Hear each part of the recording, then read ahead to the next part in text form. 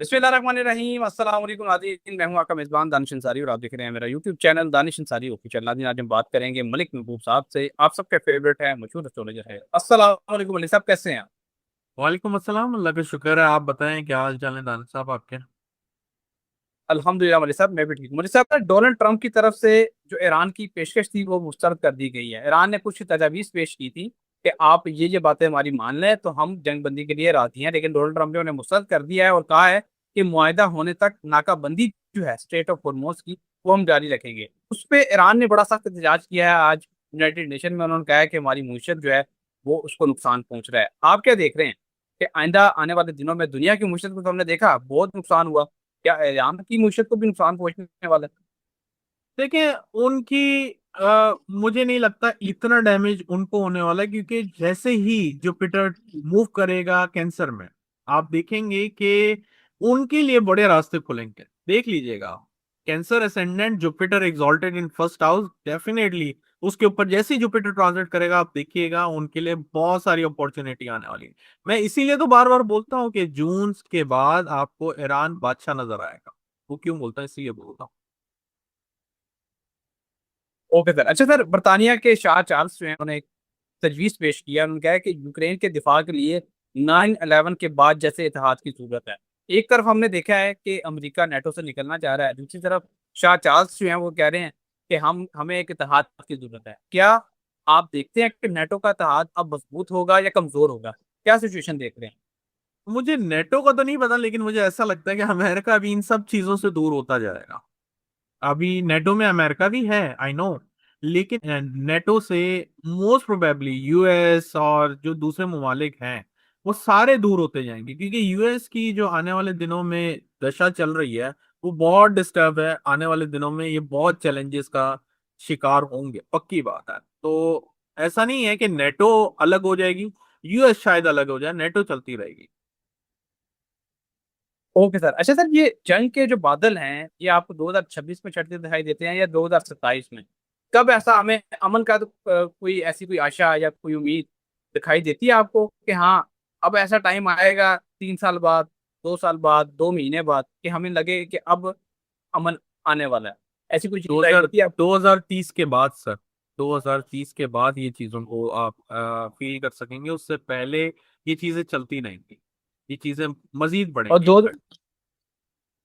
2030 में तो सर आपने बताया हुआ कि तीसरी जंग अज़ीम भी हो सकती है। जी बिल्कुल वही है, तो उसी के बाद ये सारी और इस चीजें जंग के बेहतर बाद होंगे।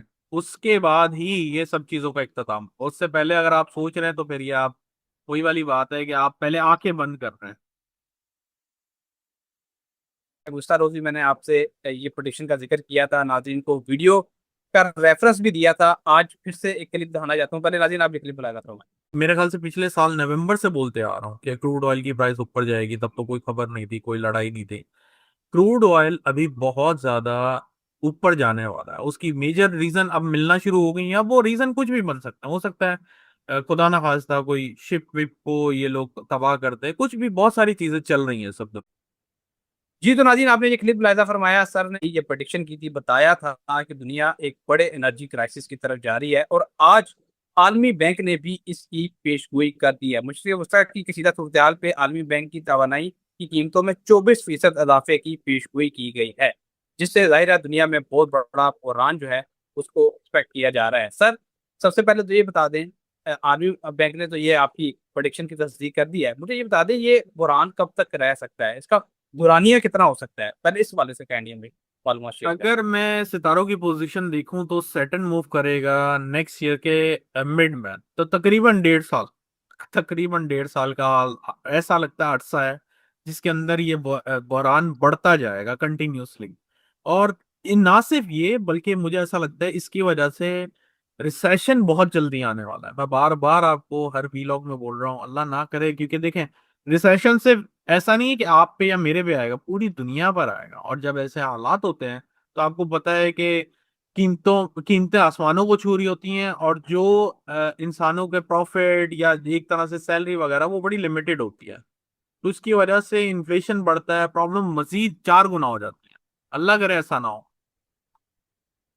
बिल्कुल सर, हमारी भी दुआ ये है कि ऐसा ना हो। सर, एक और बड़ी खबर है, अमेरिकी मीडिया की तरफ से ये दावा किया जा रहा है कहा जा रहा है कि अमेरिकी फौज की सेंट्रल कमांड ने ईरान के खिलाफ मुख्तसिर और ताकतवर हमलों का एक नया मंसूबा तैयार किया। सर आपसे मैंने गुज़श्ता रोज इसी मौजूद पे बात की थी और मैंने आपसे कहा था कि सर कुछ आसार दिखाई दे रहे हैं कि कोई झड़प छोटी मोटी हो सकती है दोबारा, और आपने कहा था कि अभी उसके आसार नहीं है। अभी सर अमेरिकी मीडिया की तरफ से सिर्फ ये दावा किया जा रहा है, व्हाइट हाउस ने इसकी तस्दीक नहीं की, और अमेरिकी मीडिया ने पहले भी बहुत सारे ऐसे दावे किए जो हमने देखे कि गलत साबित हुए। आप क्या देख रहे हैं?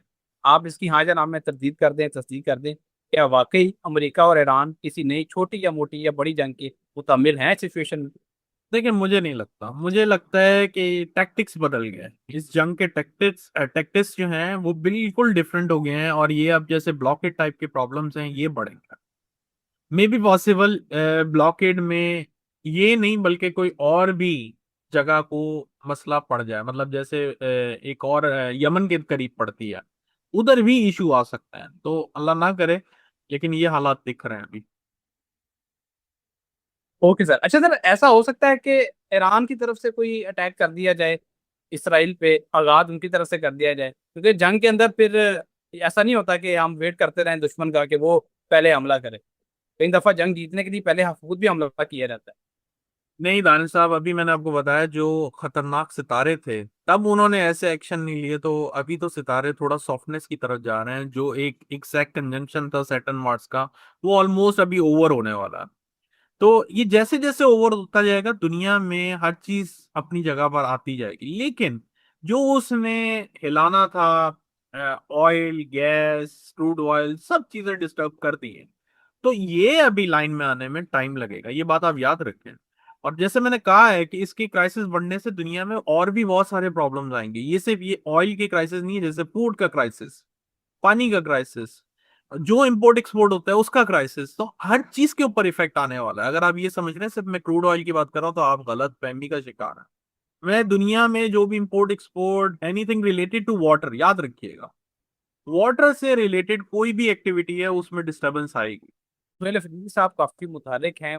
आप क्या देख रहे हैं, सोहेल अफरीदी इस मरतबा कोई ऐसी स्ट्रेटजी बना सकते हैं जिससे पीटीआई को कोई रिलीफ मिल जाए, या पीटीआई की जो पॉपुलैरिटी जो कुछ हद तक हमें लगता है कि डाउन हो गया, क्योंकि इमरान खान साहब पीटीआई के कारकुनों को पुरजोश करने के लिए मौजूद नहीं है। तो सोहेल अफरीदी साहब कोई ऐसी एक्टिविटी करते दिखाई देते हैं कि पीटीआई के लोग जो खामोश बैठे हुए हैं आजकल जंग की वजह से भी, वो दोबारा मुतारिक हो जाए?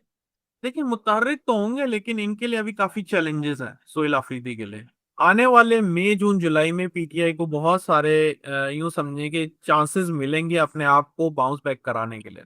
अब डिपेंड करता है कि ये लोग उसका फायदा उठाते हैं या फिर उसको ऐसे ही जैसे ये पहले करते आए हैं। तो लेकिन लगता है कि ये लोग उसका फायदा जरूर उठाएंगे, और मुझे ऐसा लगता है कि ये बहुत टफ टाइम देने वाला है हुकूमत को, क्योंकि इनके साथ ना सिर्फ पीटीआई बल्कि अवाम भी नजर आती है मुझे रोडों पर। Okay sir. अच्छा सर, एक चीज मैं आपसे जानना चाहता हूँ कि खान साहब से मुतालिक कोई भी तनकीद करता है तो सर वो तो पूरे पाकिस्तान में बड़ा मैंने देखा है कि वो रुस्वा हो जाता है, और मैं ऐसा वर्ड है जो यूज नहीं करना चाह रहा, बस हम ये कह सकते हैं रुस्वा हो जाता है। ओके सर, बहुत शुक्रिया सर, आपने अपने कीमती वक्त में से कुछ वक्त निकाला और इतनी जबरदस्त प्रेडिक्शन हमारे साथ शेयर की। इंशाल्लाह नेक्स्ट प्रोग्राम में ऐसे ही दिलचस्प टॉपिक के साथ दोबारा पेश होंगे। अगली वीडियो तक के लिए मुझे और मलिक महबूब साहब को इजाजत दीजिए।